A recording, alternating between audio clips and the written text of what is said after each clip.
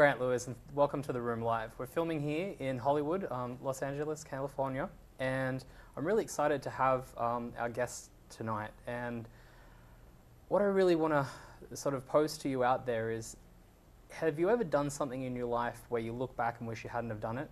And maybe there's this part of you that sort of holds on to the past and it's preventing you from moving into the future. Well, tonight's guest, for me, is just the most incredible story. I got given this book. I was on holiday with a group of friends, and I got handed this book and said, you know, hey, you might like this. And it was like watching a train wreck, is the only way I can describe it. I just sat there and read page for page. People were talking to me, and I was like, go away, you know, just go away.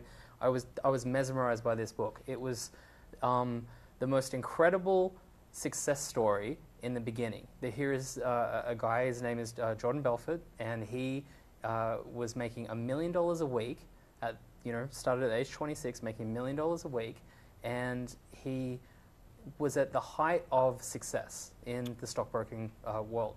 And what happened was the success sort of went somewhere, and we're going to find out from Jordan. But it ended. There was some drugs, some hookers. There was crashing of helicopters, crashing of airplanes, sinking 167-foot or 62-foot yacht. I can't remember what it is. And this book was just unbelievable. Now, the book has actually been turned, has been turned into a script, and is actually, and we're going to talk to Jordan about that, is going to come out as a feature film with supposedly Leonardo Dicaprio playing Jordan. So we're talking like an incredible story. Now, my interest is where, and Jordan will tell you about this, he actually was indicted and actually spent 2 years in prison. And after that, it's sort of like, well, what do you do for an encore? Like that's what he fitted into life was just absolutely incredible. But then what do you actually do as an encore for that? How do you let that past go and start a fresh life? Especially when it would be so public and for everybody to know. So this is the book, The Wolf of Wall Street. Couldn't put it down. It's an absolute incredible read. And please welcome Jordan Belfort to The Room Live. Welcome. Thanks. So I'm done. You said it all pretty much. I said it all. I mean, I could probably add a couple things, but maybe one or two. I don't know. Yeah, that's the part I'm really interested in. I mean, let's just start with I'm really interested with the story of the meatpacking business that you were originally in, and then sort of how that led into the stockbroking and. Right. Let me give you the quick story. Basically, I was a born entrepreneur. I exited my mother's womb. When I was 8 years old, I was delivering papers door to door, knocking on doors, expanding a paper route. When I was 12 years old, I was shoveling driveways after snowstorms in New York. Yep. Make $20 a driveway after a big snowstorm. I hit it big for the first time when I was 16, selling ices on the beach, blanket to blanket to blanket. Wow. And that's how it started. And after that, I was hiring people to come work. We had 12-year-old kids selling puka shell necklaces for me. My mother was buttering bagels in the morning, and that was really the way I always was moving towards life. Looking at 16. I was just always wanted to make money. Didn't come from a wealthy family. Came from a good family, and I was taught right from wrong, which is an interesting part of the story. But I spiraled out of control a bit later on. So anyway, ultimately, I put myself through college with the money I made on the beach, and then spent 1 day in dental school. Yeah, and the reason I went to dental school is because my mother had inserted a belief in my head, great woman, that the only noble way to make money is you got to be a doctor. You got to be a doctor. Well, I didn't want to be a doctor because that would have taken 10 years, but I figured dentistry would be pretty good. I'd make a lot of money and be a pillar of the community. So I went to dental school, and the first day I walked in, I'll never forget this, there was 105 kids sitting in the dental auditorium, and the dean's in the front, and this gray-haired guy, and he says, I want to welcome you all to the Baltimore College of Dental Surgery. You should be very proud to come this far. You're going to really do great things with your life being a dentist. Well, it sounded pretty good. Then he says, let me say this. The golden age of dentistry is over. If you're here to make a lot of money, you're probably in the wrong place. I'm like, what the fuck? I'm in the wrong place. I stood up and I walked away. I dropped out of dental school on my first day. All right? Didn't have the heart to tell my mother. I was like, she called me. I was like, oh, things are great down in dental school. Eventually, I went back up, and that's how I fell into the meat business. And I answered a blind ad in the paper, and I didn't know it was sales. I never really sold anything before. The stuff I had done on the beach was really just hard work. I was going blanket to blanket. I had a vision, which is important. I had a vision of what I wanted things to be like, but I never really sold anything. Well, in the meat business, they were going door to door selling steaks and shrimps and lobster tails out of the back of pickup trucks. And the first day in the field, I broke the company record. First week, I shattered the company record, and I realized I had a gift for selling. The words just flowed. Yeah. After about 3 or 4 weeks, I was like, well, you know, why should I work for these people when I can go to the meat market myself and buy the meat, get the double markup, which I did. I bought 1 truck, started training people, bought a 2nd truck, and then I noticed that the gift I had was not even for sales per se. It was the ability to train and motivate other people. Yeah. Before I knew it, I had 26 trucks on the road. Wow. I had 26 salesmen working for me, and I thought I was making a fortune. Now, understand this, I wasn't really making a fortune. I was making every classic mistake a business owner can make, a new business owner. Yeah. I was overexpanding, I was undercapitalized, I wasn't screening out my employees. Half of them were crack addicts. Now, I'll tell you what, crack addicts make great salesmen. Right. Well, they want to get more crack. On the high. Yeah. But on the binge, they just disappear. Right? So Disappear. all of a sudden, I'd give a guy meat and he'd disappear. I wouldn't see the guy 3 days under a bridge sleeping, all right?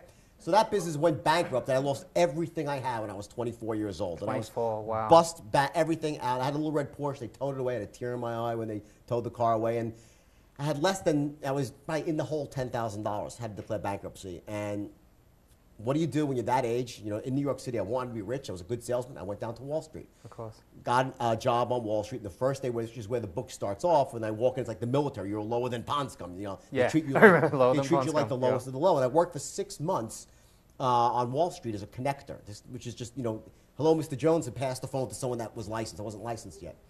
Watch these kids. They were kids, in the average age 25 to 35, and they were making $500,000 to $1 million a year. And I was just watching this, and I was so broke. But I still was positive because I had hope. Yeah, wow. Because when you're in a room like that and you see all these people make money, like, well, I can do that. I'm like better than them. I'm the best salesman. I was all full of piss and vinegar. I was married to a great woman at the time, my first wife. She's a couple of wives ago, unfortunately. Haven't done that good in that department, which is understandable. Okay, but anyway, so she was great. She was at home, and you know, finally my day came. 6 months of torture of being the lowest guy in the totem pole. I passed my test, and the manager goes, "Go and get him." Me and 5 other guys. My first day on Wall Street was October 19th, 1987, the day of the great crash. And I watched in absolute shock and awe as the market went down 508 points on the first day. And just like that, the game was over. Wow. That was really unbelievable. And I was like, the game's over. I never got to play. I watched everyone else play, and the game was over. And the firm I was with shut down after 100 years in business. Do you think this was because you turned up? Yeah, right. My mother said, if you went into politics, we could have had real problems, right? So anyway, the firm closed down, and I was out of a job again, no money, and I was desperate. And I ended up leaving the firm, you know, was out of business. I was home, didn't know what to do, and I started looking for the help wanted section. I stumbled upon an ad for stockbrokers out in Long Island. It was a very small firm, and when I walked in, they were selling penny stocks. Didn't even know what it was, but I was desperate, and the words rent money were playing in my head. I couldn't even pay the rent. Took the job, and the same thing happened as with the meat business. I was the first day, shattered the company record, but this was different because I had this moment of clarity, a window of clarity, and this is one of the things I really believe that we all get in our lives. And when you're in that moment of clarity, that window, you got to jump through it. And for some reason, that was just, I understood a couple of things, a few distinctions that other people hadn't seen, and very quickly I realized there was a niche in the market, and I developed a system. This is a turnkey system based on 4 things, all part of one move, essentially, to get from one place to another. And it got to the point within 6 months that I was making $1 million a year myself as a stockbroker, but I could train any human being, regardless of age, race, creed, color, socioeconomic background, educational status. It didn't matter. They could have this much desire, and I could amplify it. And in 6 months, they'd be rich too. I remember reading that in the book. And that was one of the things that fascinated me was how much of a motivator you were. Like, it's so easy to say, oh, well, he made, like at the height of, you know, you launched Steve Madden, you listed Steve Madden shoes. Well, I owned Steve Madden. It was my company, yeah. I owned it and listed it. But here's it's a good point what you're saying. Yeah, I get it. And what I wanted to say was it's very easy to say, and this is one of the questions I wanted to ask you, was it's easy to say, oh, you know, he made money because, you know, like he did some dodgy things. Right. But the actual fundamental principles of what you did would be applied to anything, doesn't it? Yes, okay, so there was some dodgy stuff that you did, but a lot of it was like 95% pulling together a team, actually motivating people, actually getting the culture, getting it to do, like there's a lot of businesses out there that are completely perfect, yet they don't have the culture that you had, they didn't have the motivation, they didn't have any of those things. Here's the thing. the truth is the fact that the 5% I did wrong, if I did that right, I'd be a billionaire right now. Yeah. Because that costed me my success. That wasn't the basis of my success. The other part of it was the basis of my success. And here's the bottom line. It's very simple. There are 4 things that you have to do to be wildly successful at anything. Yeah. It doesn't matter. It could be money, relationships, spirituality, in love, community, contribution, how you feel each day. That's 4 things, not 1,000 things, it's 4. Yeah. And I was doing these 4 things at the highest possible level at my firm. And here's the funny part. I didn't even know I was doing them. I was doing what's called an unconscious strategy. Yeah. I had stumbled upon this because it made sense to me. And sometimes when you do something really, really well, you don't even know how you do it. When you tie your shoes, you're not thinking how to put the loop over the loop and pull. You know, it's called being unconsciously competent. And I stumbled upon this, and it was so powerful that there was what's called a good enough factor. If you're doing those 4 things in any aspect of your life, you could even suck at them. But if you do all 4 of them together, you're still going to become wealthy. You're still going to hit whatever it is you're looking to hit. And here's how it starts, okay? The bottom line is this. Most people have goals in life. And we've been brought up to think you got to be goal-oriented. That's the first mistake. Yes, you need goals, but there's something far beyond goals, which is what all successful people have, and that's a vision. It's a vision for the future. See, here's it is. You see things as they are, but not worse than they are. Yeah. Which is what a lot of people do. Yeah. They say, oh, it's so terrible. They tell themselves this wild story about why they can't take action. And in truth, the story they tell themselves is exactly what holds them back from being successful. Agreed. It's that bullshit story that stops them from acting. And they're, oh, there's so much, the economy, and they play the blame game. They complain, they justify, and it stops them from moving forward. So see things as they are, not worse than they are. Yep. And then see them better than they are. Yep. And make them that way. When you say better than that, you mean just look into the future. Like in a year's time, I want it to be like that. Listen, let's focus on money for a second, because especially this time in the economy, everyone's interested in making more money and securing the future for not just themselves, their families, for the children. And this is important. People say, money doesn't matter. I'm like, oh, so you're broke. Well, if someone tells you they're broke, they never had any money, because just look at it like this. Just imagine if you said that your wife wasn't that important. How long would she stick around? Yeah. Not too long, right? Money's important. Money is not going to make you happy. No. But an absence of money could buy you an awful lot of misery. So I look at money as this. It's a problem that needs to be solved. Yep. And here's another distinction, which I think everyone should really key into, because this misconception that, in some way money might be evil. Here's the deal. There's no amount of poverty that you can have in your life that can make one other person wealthy. Agreed. There's no amount of misery that you can have in your life that can make one other person happy. There's no amount of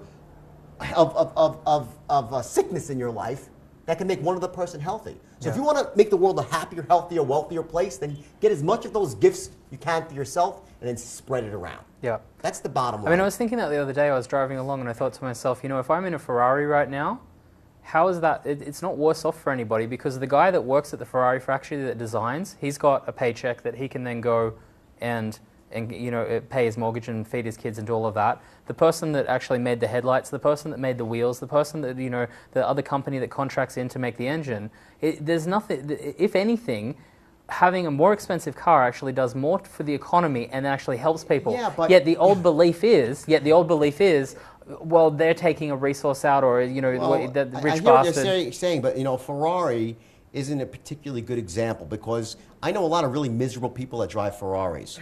Driving a Ferrari is not going to make you happy. No, it's definitely not going to make you happy. And by the way, and here's the thing. If you love to collect Ferraris, you like to drive, that's great. I'll show you how to get a Ferrari. Making money is easy. It's really, really easy. What's harder, though, is fulfillment. Yeah. Money's just a part of the equation. So here's the way it is. You see things better than they are, make them that way. It requires 4 things, and here, I'll tell you what they are. I'm not going to hold it back. Number 1 is vision. Yep. The ability to create a clear and compelling vision for the future. And the way you do that is you actually, when you set a goal, you have to step into that goal and start to visualize it. You got to taste it, touch it, feel it, literally really internalize it and say, how would this world be? It's not just about when I get to there, then I'll be rich, or I get to there, I'll own a business. What's my world going to be like? How it's going to impact the people that I love? My parents, my children.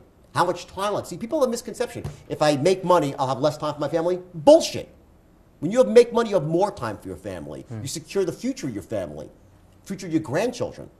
When I became wealthy, really wealthy, in the brokerage firm, which I'll get to later, and lost everything, which I did and I deserved to, because I made some fundamental mistakes, which I'll go through too. My parents, who are now 77 and 78 years old, still alive, they became wealthy because of me. And they're still wealthy, and they struggled their entire lives. So when you become wealthy, it's not so much what you can do for yourself, what you can do for other people. That's where the fulfillment and the joy comes into it. So number one is the vision, right? And if you look back at it, if you want any confirmation, look at a Gandhi, right? He survived hunger strikes and united a country, not because he had a goal for a free India. He had a vision of a free India. Nelson Mandela, all those years in jail, a vision. Yeah. Richard Branson, who's a friend of mine, who I know he sponsors me, my speaking tour. He's like a visionary. Bill Gates, they're all visionaries. And the best example, considering we're in Hollywood, is a guy like James Cameron. Now, here's the trap. James Cameron is probably the greatest visionary of all time in filmmaking. Would you agree? Yeah, he was interviewed on Diane Sawyer, and they asked him a question of, what do you owe your success to? And what he said was this: I set really, really high goals. So even if I fall short, I'm still doing great. And people thought that was pretty profound, and I actually believe in that too. It's not true though. See, what's happening is this: James Cameron is not a goal setter.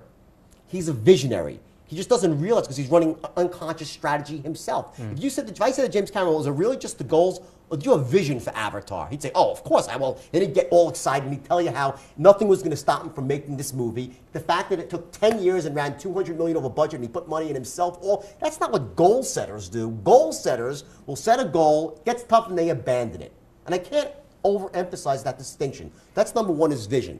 Second part is the ability to manage your state, the way you feel in the moment, your emotional, your physiological state. And that is the key, bar none, the most important distinction in life. Because what that does, it allows you to access the resources that you have. If you're in an angry, pissed off, negative, unresourceful state, you can't do anything well. You've had one of those days, for instance, where everything you're doing, you're like, I can't believe I said that, I can't believe I did that, I'm such a fool, right? You had that day? We've all had that day. Yeah.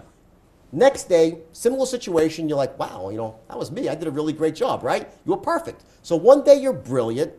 Next day, same situation, you're brutal. That's not talent. That's not ability. That's the state that you're in. So the key to success is not just to have your vision, but to be able to manage the way you feel in the moment. Now, if you're a parent, what's the most resourceful state? Patience. If you're a businessman looking to make money on Wall Street, it's probably certainty or courage, because fear is the worst emotion of all for being a trader on Wall Street. So every business has different states that you need to master. Now, in most businesses, in matters of wealth, there's three states that you need to master to be able to trigger at a moment's notice. And it's easy to do once you learn how, which is what I teach people, okay? And number one is certainty, to be certain about what you're doing. The second one is clarity. To be clear, not to be overwhelmed, which the opposite would be overwhelmed. And the third is courage, is to have a conviction, to know that you might not be right all the time, but you're not going to let fear stop you. Because if there's one distinction that between the wealthy people of the world and the poor people of the world, is that wealthy people act in the face of fear, while poor people run away from fear. Agreed. Okay, so it's state management is number two. And what I do is I have this high impact process that really show people how to manage their state. Not like, oh, I'm going to manage, but I'm talking to a razor's edge. Yeah. Not all day long, because it's not about perfectionism, it's about progression. Yeah. You get it? You want to be in progress, not perfection. Yeah. That's the second thing. The third thing is your beliefs. And you mentioned the word beliefs before, and people throw that word around a lot. And it's a buzzword for self-development, but here's the bottom line with beliefs. They act like governors on a car. You brought up a Ferrari, so use a Ferrari. A limiting belief is like putting a governor on the engine of a Ferrari.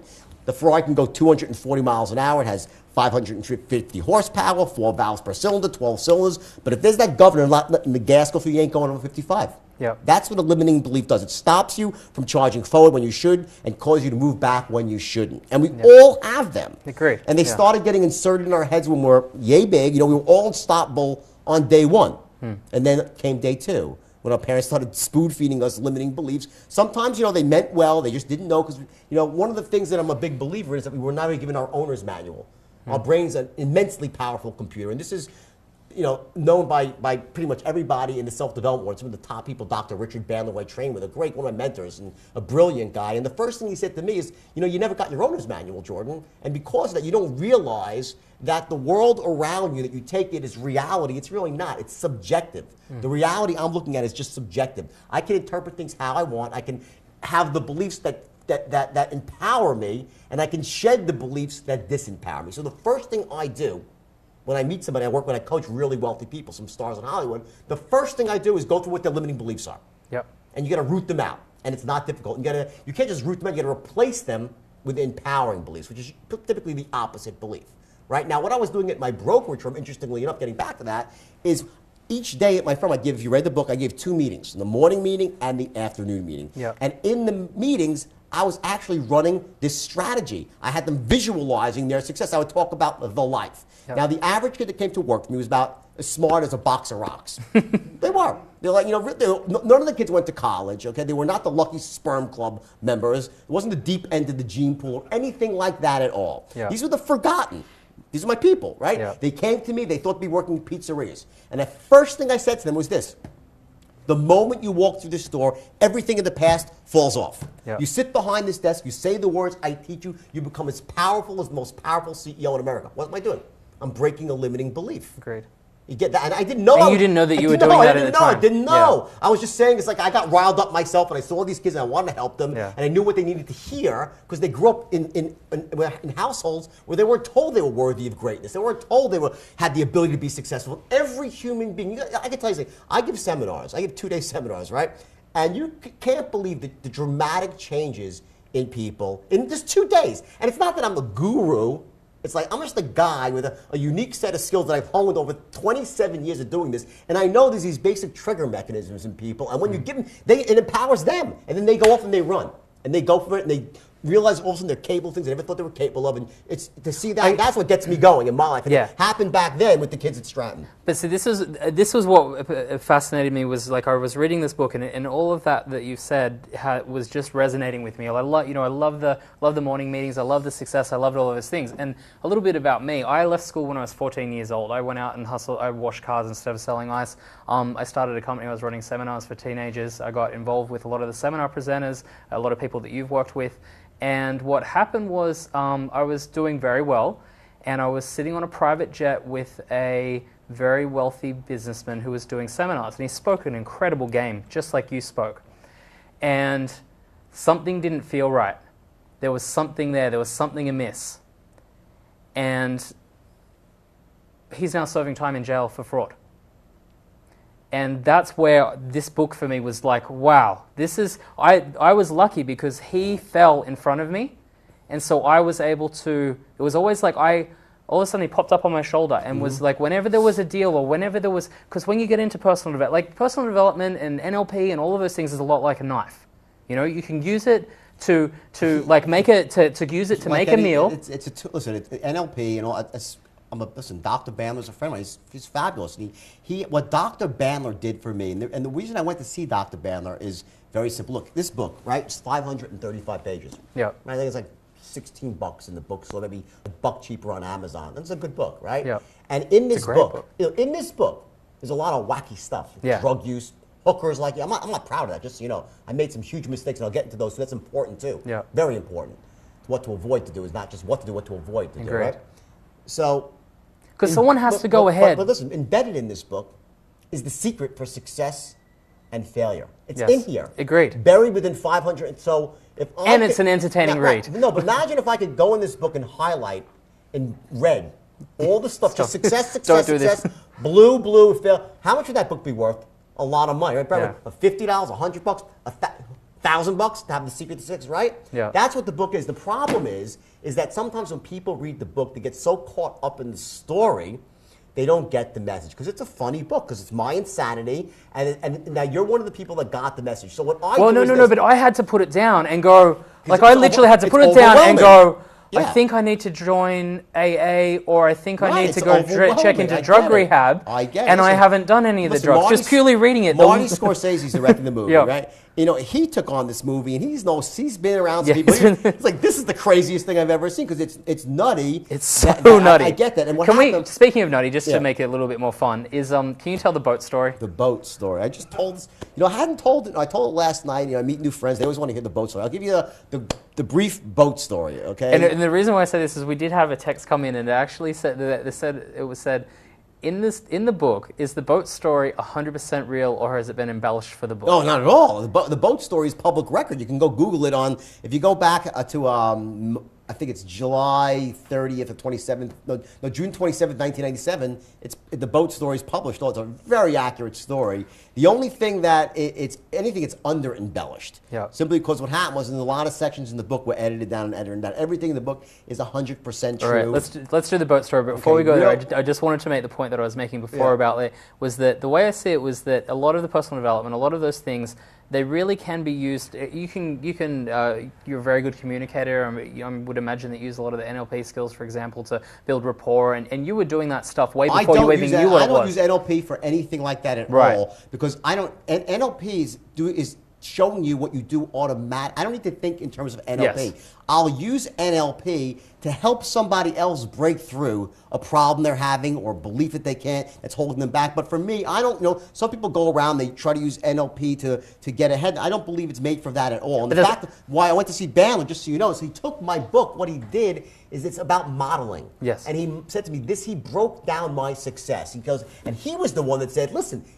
I'm not going to take credit. He said to me, because you were doing these things, these 4 things that you did, and he distilled down my success to its elements. Yes. And that's what it allows me to share it with people, whether it's in 2 hours or in 2 days or in 2 months. I can give people the full, undiluted good, and also tell them what not to do. And that's what I was going to, because there's a lot of people out there that can set, like, there's a lot of personal development people, there's a lot of people out there pushing success, there's a lot of people that haven't had the heights that you've had, but there's also a lot of people that, I don't know anybody that's had the lows that you went through. That's still alive. And that's the part that interests me. Yeah. But I suppose the point that I wanted to make was that I see things like persuasion and NLP a bit like a knife, in that you can use it to make a beautiful meal for your family, to help someone, to or you can use it to go hold up a liquor store. Yeah. And that's the point that I want to get across. Is for me, it's really important of having seen what's said on stage and what's written in books and what really goes on in people's lives are 2 completely different things. Yet you've got the most unique ability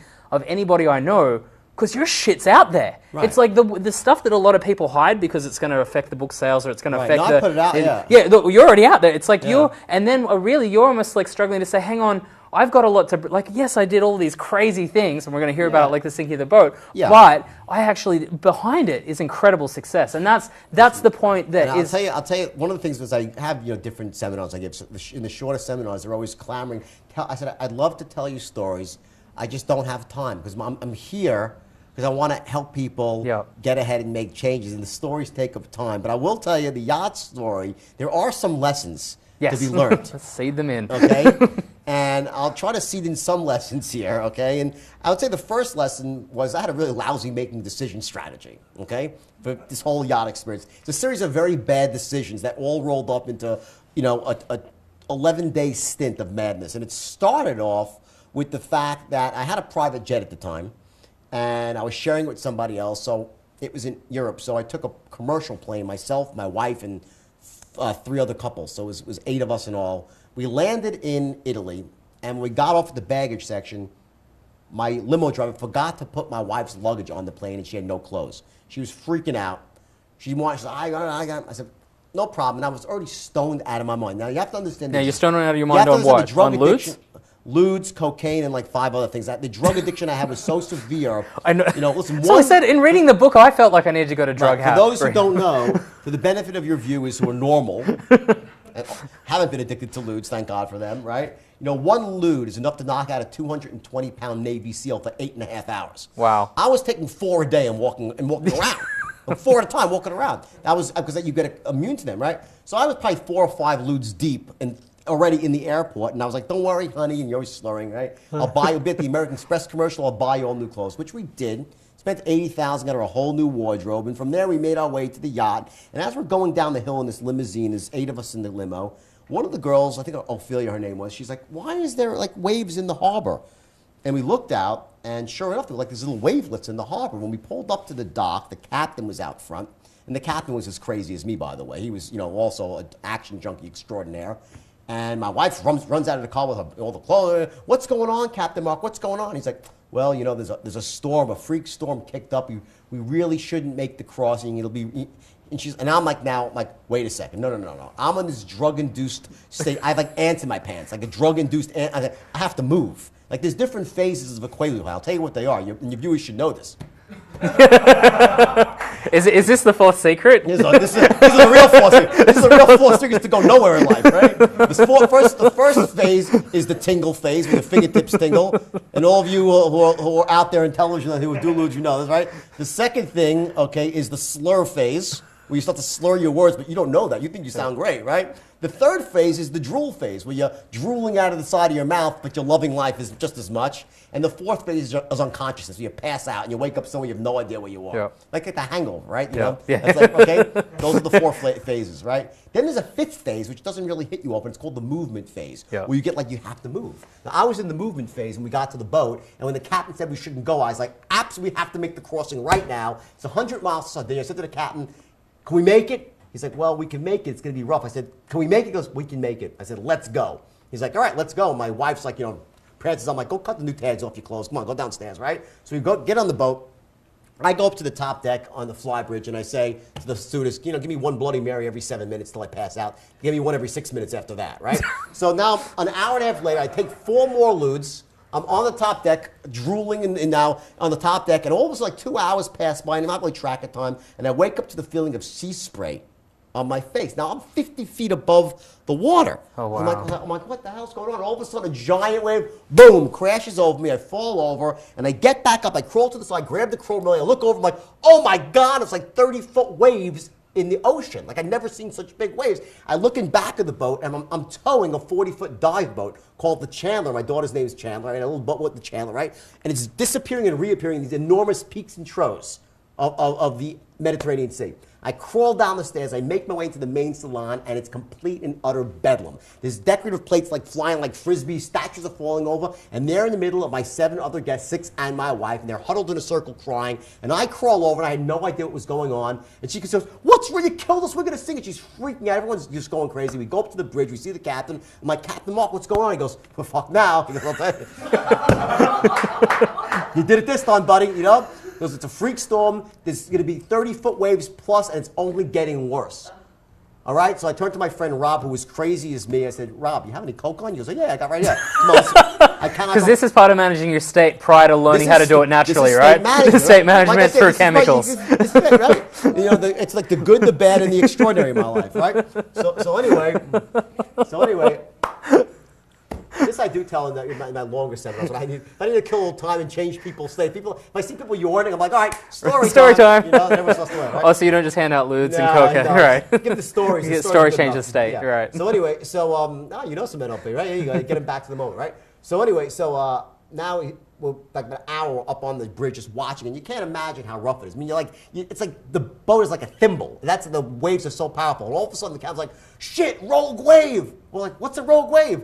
Or the rogue wave, it's like a 50-foot wall of water comes at us. We start climbing up the face of this wave, up and up like the perfect storm, and bam, lights out. We flip over, okay? It takes us about 30 seconds. The boat rights itself, okay? We try to get up, and we're like, what happened? What happened? There's one engine running now, and all of a sudden a mate comes up. He goes, we just lost the front porthole. It gave way. We're going down by the head. And the boat starts sinking. And this is 170. It was Coco Chanel's boat. In fact, I had a helicopter on the boat, had a seaplane on the boat. I think we have a picture of the boat. Yeah, you have a boat up here or no? It should be coming up. So I could have had slides up here. See, a slide of a baby and a clock and a family. Unfortunately, the only one we could find was really bad. It was a very small image. But so that's a helicopter. That's a helicopter. That's a helicopter. A seaplane? Yeah. Hang on, a helicopter and a seaplane. Seaplane in back of it. And isn't it funny how this whole thing with slides you do? So anyway, it's very ironic. That's the boat. Not a really good picture of the boat, but these are seaplanes. That was the only one we could find. This is like jet skis and whatever. Yep. Okay. So anyway, we're going down. The captain's like, Mayday, Mayday, right? They send out a helicopter from the Italian Coast Guard, right? And, you know, I think I love Italian people, but, like, you know, I don't know if you want to be rescued by them. I think, you know, maybe the Germans would make better rescuers, you figure, right? They're very precise and stuff, right? You know, I'm married to an Italian girl, two Italian, no, whatever. Another story. Okay? You're not really helping the cause there. No. Anyway. Okay, so anyway, try to increase relations with the other countries, okay? So anyway, they bring out the chopper, they try to lower down a basket. It's going 100 feet this way, 100 feet that. No, not happening, all right? Finally, after 3 hours, they pull away. We're stuck again. Now, meanwhile, in front of us are giant oil tankers. And they're boxing us in because we're sinking. So the law of the sea is when you are sinking, everyone tries to help. So we have this tanker in front, tankers on the side, right? Finally, 6 hours later, we get a call. They're sending out the Italian Navy SEALs. Now, this is serious. We all have to go up to the top of the deck, right? And they're going to wait, they're going to come rescue us. We see this giant double-bladed Chinook helicopter coming at us, painted military green. The captain goes, I just got word. We have to push the helicopter off the top of the deck to make room because they're going to land the commando. I'm like, you're shitting me. He's like, no. I'm like, all right, let's do it. So we actually took a video. Like, hey, we're pushing the helicopter off the top of the deck, right? So we had one. I love your priorities because you got the let's take a video I'll tell of you it. about priorities in a second. Priorities is I'm going to give you a lesson in priorities in the wrong priorities in a second, right? 1, 2, 3. Push the helicopter over the side of the boat, okay? Yeah. And we're watching it go down. It's like, I'm really amazing. Then the captain turns to us. We're all 18 of us. It was 11. It was 11 crew. It was 19 altogether, right? He's like, here's the thing. We can only take what we can carry. So I had like $250,000 in cash on the boat. I had artwork. I had jewelry. I turned to my friend Rob. I said, you got the drugs, right? He's like, no, I thought you had the drugs. I'm like, no. I said, Rob, you got to go downstairs. He goes, I'll get them. He goes downstairs. He comes back a minute later. He goes, your cabin's flooded. I got shocked. The water's electrified. I'm like, soldier, you can do it. He's like, you're right. What was I thinking? He takes off his shoes. He goes down. Zzz, he comes back with a bag of 100 Quaaludes and third-degree burns on his feet. Okay? We go up to the top deck. Okay? They lower a commando down. He has a spear gun, and he actually spears the top deck, rappels down. Okay? Now the order of exit off the boat is women guests first, women crew members second, male guests third, male crew members fourth, captain last. Logical, right? First person off the boat, my wife, the owner's wife. She was a mother of 2, right? Second person off the boat was another woman who's had a baby. Third person off the boat is supposed to be a woman, but one of my friends who's on the boat, he panics and he pushes the woman over the side and he jumps. You see it's amazing to see it. He jumps and I look at my friend Rob, I'm like, we have to kill him the rest of his life. We can abuse him about this moment. This is the best thing ever, okay? I wrote about it in the book. The guy hates me. So anyway, if you see things on the internet, Jordan is a douchebag. You know it's from that guy. You know it's from that guy. Okay, so that's the internet's powerful. So anyway, so they rescue us. The captain goes down with the ship. They pluck him out of the water. They end up landing us on an aircraft carrier, and they're very nice. And the Italians are the best people to rescue because when they rescue, they want to feed you. So next thing I know, we're eating prosciutto melon and drinking red wine. I take 2 more ludes, and I'm dancing with the Italian Navy. I pass out again.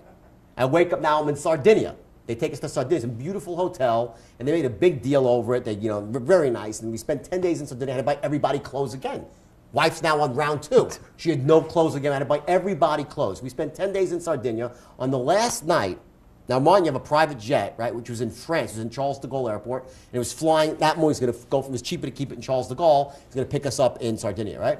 So the night before, I'm like, do we really want to ship all this? Do we really want to take all this stuff back? Customs is going to be a nightmare. Let's just ship it all back DHL. Reasonable idea. So we all boxed up all our clothes. No clothes now. We just have toothbrush, paste, and underwear, right? Ship it all out. We go to the airport. Now the thing about a private jet, you've been on private jets, you said, they're there waiting for you. The whole beauty of a private jet is when you get there, it's there. We get to the airport, no private jet. I'm like, what the hell? So we're waiting for like a half hour, and the worst part of all is the drugs were gone. So there was no reason to be in a foreign country anymore, right? So I'm waiting for this, an hour and a half, no jet. Finally, some little midget comes scampering up there. A midget was in the airport, right? And he was an Italian, Sardinian midget, and he came up working for me. It's true, Okay? And he's like, Mr. Belfort? I'm like, yeah. He goes, plane crash. I'm like, what?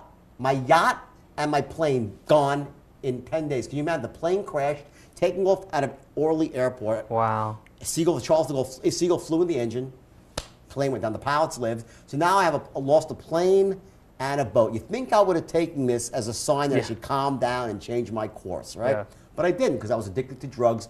In fact, I ended up trying to commit suicide a year later after overdosing on, massive quantities of cocaine. And this is what interests me, and I was saying this to you before the show, is that my father committed suicide, and that my real interest is what makes people shift. How do you go one way? I remember reading in a book of Dennis Rodman, the basketball player for Chicago Bulls, that he was sitting in the cab of his truck and he had the gun in his mouth ready to actually kill himself, and a voice said, "Don't kill this Dennis, kill the other Dennis," meaning kill the Dennis that is the one that you don't want to be, the one that is causing the stress, and be the real you. Just be real you. And that changed my life, reading that. What was it that has helped you go from, money laundering, the drugs, the prostitution, all of that stuff, to then being put in jail? Yeah. And then serving time, coming out, and being able to just, because we all tell limiting stories. We all have these limiting beliefs of, oh, I did this, and we hold ourselves back. Yeah, of course. You have a lot that could have held you back. Yeah. And yet you managed to reconcile. My understanding is you have, is it I don't know how to pronounce it. What is it? Where you Yeah, I paid a lot of it back, and I still pay money back. But I'll tell you what it was for me, just so you know. And everybody's different, okay? When I came out of jail, I had so many limiting beliefs about what I could do with my life, after making the mistakes that I made. And here's the thing about your past. And once you can, if there's one thing that your viewers, if there's one thing that you can actually get from all this, one distinction, it's that no matter what happened to you in your past, you are not your past. You are the resources and capabilities you glean from it. You are not your past. You are the resources and capabilities you glean from it. And that is the basis for all change. Because the worse your life is, if you've survived the worst of the worst, if you've made the biggest mistakes and are still breathing, then you can learn from that, and that builds muscle. How do you build, when you go to the gym to build muscles in your arms, what do? You don't push against lightweight. You got to push against extraordinary weight to get to failure. Yeah. And that's why you learn more from failure. You go stronger from failure than from success. Ask any successful person, and they will tell you they failed 5 or 10 times. Yeah. The more crap in your life that you've survived, if you're willing to just reverse the angle, to look at things from a slightly different angle, when you change the way you look at things, the things you look at change. And you will find so much power, so much passion, and so much internal fortitude from your past if you have a destination, meaning a vision, something you truly believe in, that you desire, not a goal. Goals are like buzzwords for failure. Every asshole has a goal, and they're mostly full of crap. Yeah. Now, you need goals, but it's not enough, because goals get abandoned, but the vision remains. If you have a vision, and you want to look at your beliefs as resources, and you need that as strategy, and here's the key, a strategy for success. In that book, I came up with the most effective persuasion strategy in the history of Wall Street. It's still used by many of the big firms today. All the cold calls use all the scripts and the straight line system. It's what I teach in seminars, but I teach people how to use this as a force for good. That's one of the when I give a seminar, the first thing I say is this. Some of the things I'm saying right now is rule number one. There's some stuff I'm going to say, it's very manipulative. It'll allow you to take people's money for bad reasons, to get people to buy things they shouldn't buy. And if you do that, you might make some money in the short term, but you'll end up broke, morally bankrupt, spiritually bankrupt, and hopefully in jail. However, if you use the skills, the persuasion as a force for good, to help people break through barriers, to overcome fears and limitations and obstacles, to take action instead of thinking about taking action, then you will make more money than you dreamed possible, live a life of such passion and glory at the highest level. Yeah. That's what this is about. And when I show people, and it's an ABC, 1 through 3, paint by number, step by step, move by move system that any monkey, it's like literally any kid could do, a baby could do it. That's how simple it is. And when you do that, everyone's like, oh my God, I never realized how simple that is. And that gives them the extra belief to go forward. So my goal is this. When I meet someone, I hit him. You can't hit him from 3 ways. It's 4. If one of them is missing, it doesn't work. You can have all the vision you want. You can have empowering beliefs. You can manage your state to a razor's edge. If you've got a bad strategy, you're still going to fail. Agreed. Okay? But if you have all 4 things and you're even mildly good at them, you can't help but succeed. Yep. Now, it's not, I'm a big believer, there's only one way to get rich quick. There's only one way to get rich, quick. One way, quick. However, what takes a long time is to get everything lined up to get to the point when you get rich quick. So it's not like a get rich quick scheme, you got to get rich overnight, but when there's a lot of work and a lot of pieces of the puzzle, when those pieces are in place, the money just rolls in and freedom rolls out. And that's what true success is about. You ever see Jerry Maguire? I'm sure you have, right? Yeah, I love the film. Remember the Quan? Yes. That's what I give to people. I show people how to obtain their Quan. And it's real simple. Simple as that. So where are you at now? You're obviously a writer. I'm a writer, and I do seminars to people, and I speak all over the world. I'm just actually on a world tour. I'm leaving to the UK next week, and it's the name of my seminar is Extreme Wealth and Success while maintaining your integrity and ethics. Lovely. And that's my message: is listen, like you said, you want the Ferrari, have 3. Yeah. But if you made enough to get 3 Ferraris, then you should give 30 times that in value. Yes. It's about giving value and helping people. If you do that, the money comes naturally. So I'm doing the UK.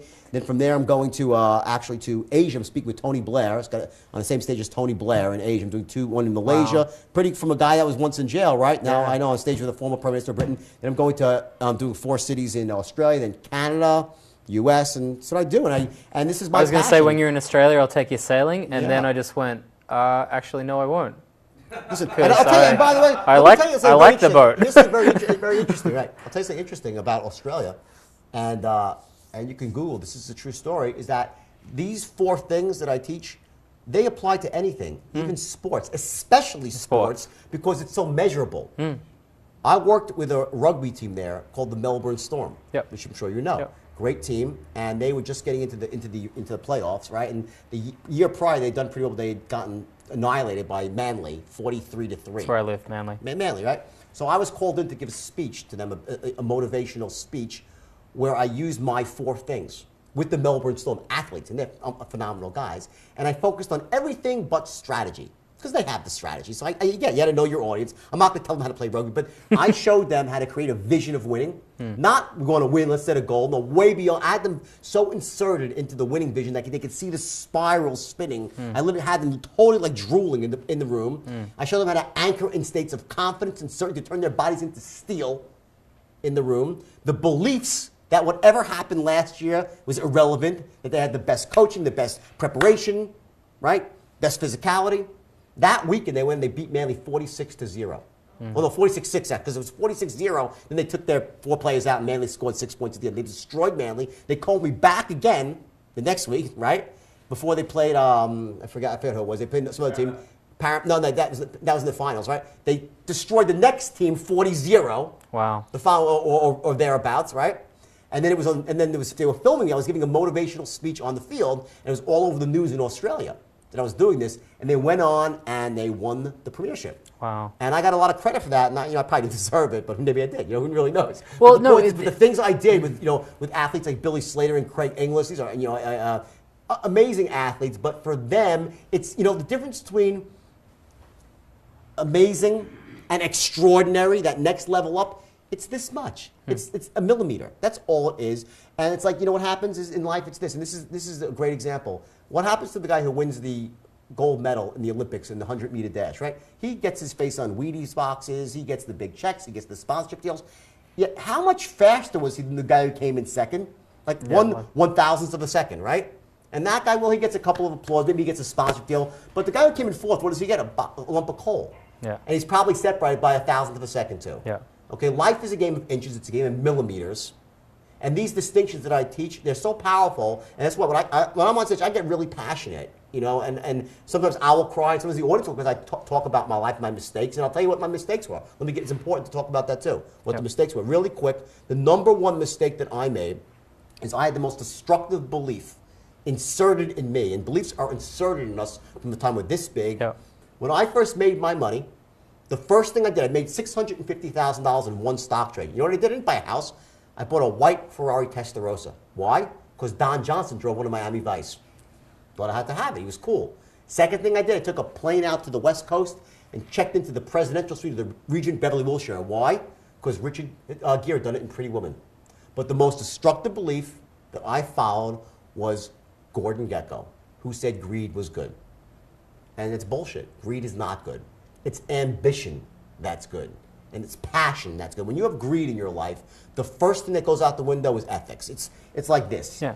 You don't lose your soul on Wall Street or any other street all at once. It's a bit at a time. It's tiny, imperceptible steps. You do something, you're doing everything right, you step over the line, you step back. You're like, oh, I got it, nothing bad happened. But next time you step over the lines move, so you step a little bit further, further still. And all of a sudden, a couple years pass, you're doing things you never thought you'd do. You're associating with people you never thought you'd associate with, and everything seems just all right. It's like dipping your toe into a piping hot bathtub. Oh my God, it's so hot, right? 5 minutes later, you're underwater, and the water feels perfect. Yeah. That's how we're built. We habituate on our emotions. And that's what I wanted to say was I'm very grateful to people like yourself and the gentleman that was in my life where, you know, he's now serving time in jail for fraud, was that, you know, you can't have hot without cold. You can't What's have his name? Is that like a secret or something? Well, I don't. Curiosity, yeah? I don't feel comfortable saying his name in that. You'll tell me off screen. Yeah, I'll tell you off screen, absolutely. Well, no, it's just... Then I'll post it on the internet on your site so your audience won't get mad. Yeah, I just, you know, unless I've spoken to him and that he would be okay with that, I don't know where he's at in his life, but I just know that, yeah. But what I was going to say was that you can't have hot without cold, good without bad, up without down. We live in a world of duality. Yeah, we live in a very dualistic world where you have all of those things, and it's wonderful to have, you know, somebody has to do what you did, and you did it. And thank you for doing it, and then not just shutting up and going away, but thank you for doing it, and then actually saying, like, I made a mistake. I screwed this up, and what it does is it actually allows other people who are in forms of success where they can feel that line creep, because that's what you do is when you start reading the book, you're like, oh wow, you know, it's like he's successful. And all of a sudden, like, stop! What are you doing? Like, why are you doing it? What's wrong with you? Why are you doing that? Like, you could make $800,000 a week legitimately. Why do you go the extra to look that up? And but what it is though is it actually serves as a wonderful lesson, and I think that you've got a lot to offer the world in the form of success. But I would say that there's a lot of people like Tony Robbins and the people of that ilk out there that can, you know, they do a very good job of delivering that.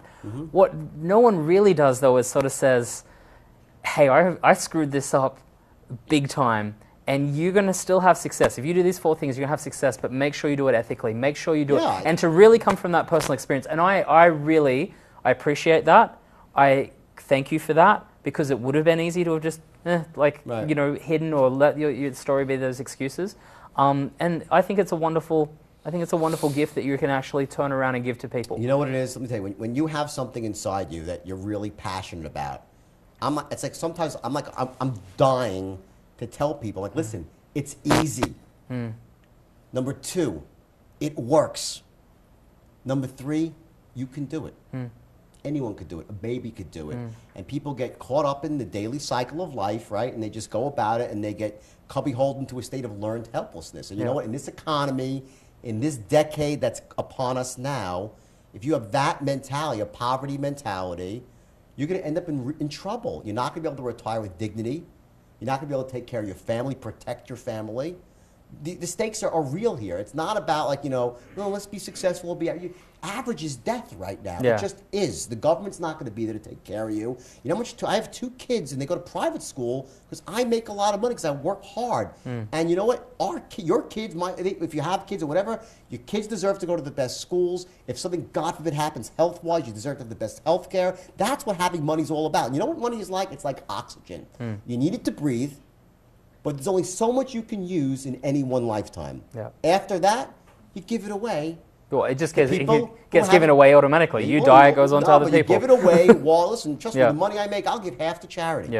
Okay, I don't need that much. I live a great life. I don't need that much. Okay, but the bottom line is this: for anyone who's watching, for your viewers, okay, this is not a decade that you could just sit on your hands and let things be business as usual. You need to take action. I don't mean massive. I'm not trying to make it like a buzzword. You need to do something because it's not the status quo. It's a decade of empowerment. People that make the right moves right now are going to do really, really well. The people that subscribe to the old thinking of the past, which is bankrupt thinking, which is, you know, working for a company, just thinking that the government or the company's going to take care of you. It ain't going to be anymore. It's just not the way it's going to be. You want to work for a company? Great. Not everyone's meant to own their own business. You don't. Listen, I respect the woman I'm in love with. She was a stay-at-home mom. The most noble job in the world. There's no more noble job than that. But somehow there's got to be someone in the family unit that's responsible for bringing in money, because simply it's a problem that needs to be solved. The money problem that needs to be solved. And my thing is this: it's so easy to make money, so you might as well do what you love. Be passionate and make your money like that. Don't make your money by working something that you hate and every day is a chore. That's not a life. And that's the thing is you made your money in your brokerage firm really from educating, breaking people's beliefs, pulling together a good culture. There's like those success principles that you had then, and what I say is what you love. Well, we're gonna have to wrap. So we'll do the four things. Ready? Yep. I'll tell you. Then the last thing I'm gonna leave you with. Four things. Number one is the ability to create a vision. The second thing is your state management. Third is your beliefs. The fourth is your strategies. And the last thing, which is it's just the glue that holds everything together. That's your standards. Yeah. Of where you want to live, like what you will not settle for less than. Yeah. And that's in the end. Some people's standards, they have to pay all their bills, so they pay all their bills. Yeah. Others have to pay some of the bills, so they pay some of their bills. Others have to pay everyone's bills, and they do that. Yeah. Okay. Your standards is your musts in life, and you need. The first thing I say to people, my brokers, I raised their standards. They would not settle for average. Yeah. Let me tell you, what you have to do to be comfortable in this world and what you got to be rich in this world, two entirely different things, different mentalities. I'm going to leave on this because it is on the old you and the new you. If you like prior to coming out of so the old you prior to jail, coming out of jail. What were your values? Top 3 values. Before. Money. Yep. Power. Sex. Okay. And now, what are your top 3 values? Giving. Yep. Family. Yep. Freedom. Wow. And that's a big shift. Thank you very much.